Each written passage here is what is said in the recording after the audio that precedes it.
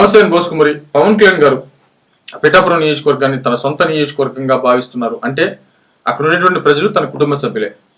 Plus అది కూడా కాకుండా పేదరికంలో ఉన్నటువంటి వ్యక్తులు ఎవరైనా సరే వాళ్ళందరూ కూడా తన కుటుంబ సభ్యులని చెప్పడానికి ఆయన చేసినటువంటి సేవలు ఒక నిదర్శనంగా నిలుస్తాయి. మామూలుగా అంటే గిరిజన ప్రాంతాల్లో అంటే ట్రైబల్ ఏరియాస్కి సంబంధించి అదంతా కూడా ఏజెన్సీ ఏరియా. ఆ ఏరియాలో ఉన్నటువంటి వాళ్ళందరికీ రోడ్లు వేయటం కానీ లేకపోతే వాళ్ళకి మౌలిక సదుపాయాలు ఏర్పాటు చేసేటువంటి క్రమంలో, ఎందుకంటే అవన్నీ కూడా చూసినటువంటి వ్యక్తులు కాదు, ఇంతవరకు కూడా ఏ రాజకీయ నాయకులు పట్టించుకున్నదే కాదు. కాబట్టి దాని మీద దృష్టి పెట్టి రోడ్లు శాంక్షన్ చేయించాడు. కొన్ని చోట్ల రోడ్లు అయిపోయినాయి, కంప్లీట్ గా చాలా చోట్ల రోడ్లు అయిపోయినాయి, కొన్ని చోట్ల పెండింగ్ లో ఉన్నాయి, వర్క్లు జరుగుతున్నాయి. నిధుల కారణం కావచ్చు, వాతావరణం కారణం కావచ్చు, వీటన్నిటి విధంగా శాంక్షన్ అయితే అయిపోయింది, వర్క్లు అయితే జరుగుతున్నాయి. కానీ కొంతమంది అత్యుత్సాహంతో ఏంటంటే పనులు అయిపోయినటువంటి ఆల్రెడీ పనులు అయిపోయి అక్కడ రవాణాలు మౌలిక సదుపాయాలు ఏర్పడుతున్నటువంటి దగ్గరికి మాత్రం పోయి ఎవరు వీడియో చేయట్లేదు. ఏది యాంటీగా ఉండేటువంటి వాళ్ళు ఇంకా వర్క్ స్టార్ట్ కాని అంశాలకి, వర్క్ కొంచెం జరుగుతున్నటువంటి అంశాల దగ్గరికి వెళ్ళి ఇక్కడ ఏం జరగట్లేదు, ప్రజలు ఇబ్బంది పడిపోతున్నారు అంటే గత 5 సంవత్సరాలు అంటే వైఎస్ఆర్సీపీ పార్టీ ఉన్నటువంటి 5 సంవత్సరాల్లో కనీసం ఇలా ఈ పేర్లు కూడా ఈ గ్రామాలకు సంబంధించిన పేర్లు కూడా మనకు తెలియదు. ట్రైబల్ ఏరియాలో చాలా ఇబ్బందులు పడుతున్నారు అనేటువంటి విషయం, డోలీ మూతలు ఇవన్నీ మనం చాలాసార్లు మాట్లాడుకున్నాం, చాలా వీడియోలు నేను కూడా చేశాను.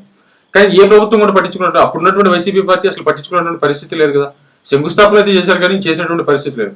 మరి 5 సంవత్సరాలు ఇప్పుడు వచ్చినటువంటి ప్రభుత్వం వచ్చి జస్ట్ ఒక సంవత్సరం దాటి కొన్ని రోజులు గడుస్తుంది అంతే కదా. కానీ అసలు ప్రశ్నించాల్సింది ఎవరిని? వైసీపీ పార్టీని. మీరు అధికారంలో ఉన్నప్పుడు ఏం చేశారు ఇవన్నీ కూడా? ఇప్పుడు పవన్ కళ్యాణ్ వచ్చిన తర్వాత చాలా రోడ్లు వేసేశారు, మౌలిక సదుపాయాలు కల్పిస్తూ కొన్ని రోడ్లు శాంక్షన్ చేశారు. అవి వర్క్లు జరుగుతున్నటువంటి పరిస్థితులు కొన్ని చోట్ల ఉన్నాయి, కొన్ని వర్క్లు జరగాల్సిన పరిస్థితులు అయితే ఉన్నాయి. శంకుస్థాపన అయితే అన్ని అయిపోయింది, కానీ పనులు మాత్రం జరుగుతాయి.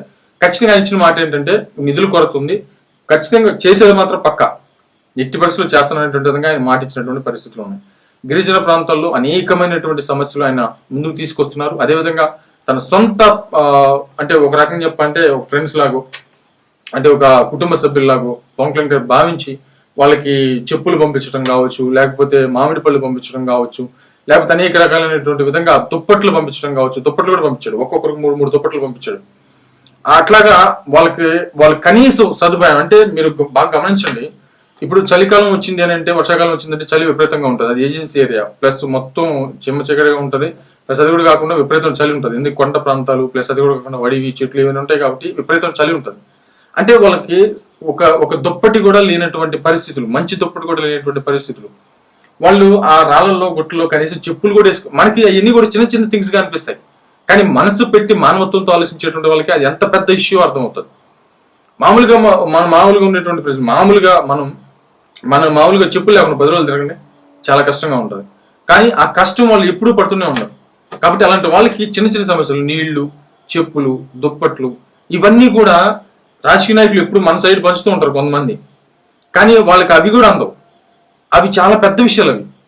కాబట్టి వాళ్ళ సొంత కుటుంబ సభ్యులు కానీ చూసుకుంటూ అసలు నిజమైనటువంటి సమస్య ఏంటి అనేటువంటి విధంగా, చిన్న సమస్య నుంచి పెద్ద సమస్య వరకు, చిన్న సమస్య కనీసం దుప్పట్లు కూడా వాళ్ళకి సరైనటువంటి విధానం ఉండదు.